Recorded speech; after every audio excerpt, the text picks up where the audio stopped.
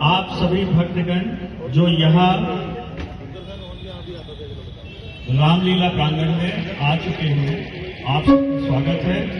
आज आपको बहुत ही मधुर लीला देखने को मिलेगी, जिसमें सबसे पहले सूर्पणखा की नासिका कटने का प्रसंग होगा और उसके बाद उसके जो दोनों भाई हैं अपना खरदूषण, उनका वध होगा। उसके बाद सीताहरण का प्रसंग होगा और उसके बाद सबरी जी से श्री रामचंद्र जी का मिलन होगा और उसके बाद पहली बार हनुमान जी और श्री रामचंद्र जी का मिलन होगा।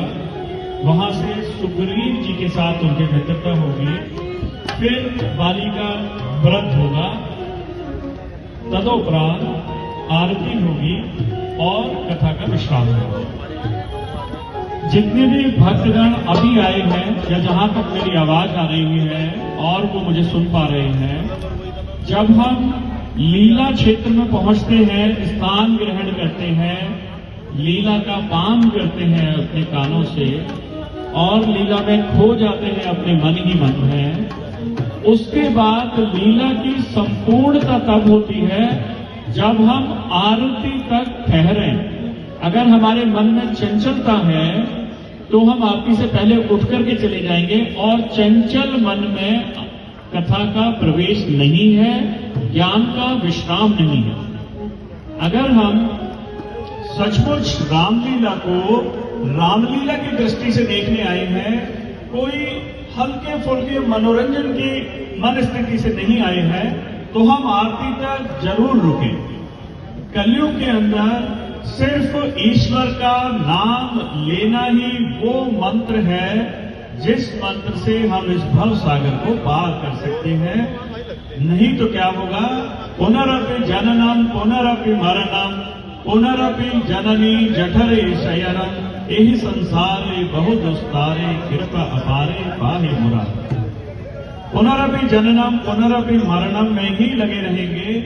हम नित्य हैं, नवीन है, नूतन है, क्योंकि हम शरीर नहीं, हम आत्म तत्व हैं। तो हम यहाँ आते हैं कि जो ईश्वर की नित्य लीला हर समय चल रही है और जो उसका यहाँ पर मंचन हो रहा है, तो वो जितने भी पात्र, जितने भी देवता हैं, वो हमें देख सकें कि हम मूढ़मती भी यहाँ ईश्वर के कृपा पाने के लिए, उनकी लीलाओं में प्रवेश करने के लिए प्रयत्न करते हुए, बैठे हुए उन्हें दिखें। मात्र हमारे यहाँ होने से हमारे ऊपर ईश्वर की कृपा होकर हो सकता है कि हमारा कोई पुण्य किसी जन्म का जागृत हो और हमारे दुखों से हमें छुटकारा मिले।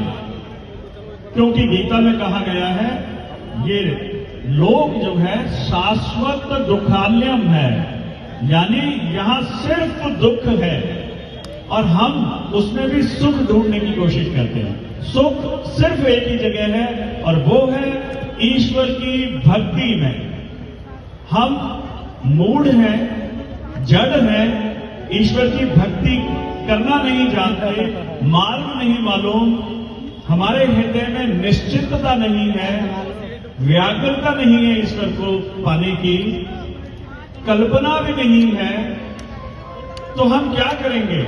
हम मात्र जिस जगह ईश्वर की लीला है वहां बैठेंगे और अपने मन में प्रार्थना करेंगे कि कानों के माध्यम से जो लीला के प्रसंग हमारे हृदय तक पहुंच रहे हैं, उनके माध्यम से हमें ईश्वर की लीलाओं का थोड़ा सा दर्शन प्राप्त हो और उन दर्शन प्राप्त होने के एहसासों से हमारे बंधन खुले, जड़ता खत्म हो, ईश्वर की कृपा पात्र बने, तो हम भी भक्ति में प्रवेश कर पाए। भक्ति बहुत बड़ी चीज है और हम अपने घर के कार्य छोड़कर यहाँ बैठकर ईश्वर की लीला का मंचन देख रहे हैं, ये कोई छोटी घटना नहीं है। मैं बता दूं आपको, आपके जीवन की कोई बहुत अद्भुत घटना इस समय आपके साथ चल रही है। अगर आप लीला मंचन स्थल पर बैठे हैं तो आप सभी का बहुत बहुत स्वागत है। और हम लीला की तरफ बढ़ रहे हैं। आप लीला का आनंद लें और पूरा लीला में घुसने का प्रयत्न करें। शरीर को शांत करें, मन को स्थिर करें और अपना ध्यान मंच के ऊपर केंद्रित करें। यहां से आज आप बहुत कुछ लेने जा रहे हैं। कम से कम अपने जीवन को सिद्ध करने के लिए कोई एक चौपाई, कोई एक सूत्र आज आपको मिलने वाला है। तो कृपया ध्यान से देखें। बोलो श्री राम रामचंद्र की जय हो। आइए।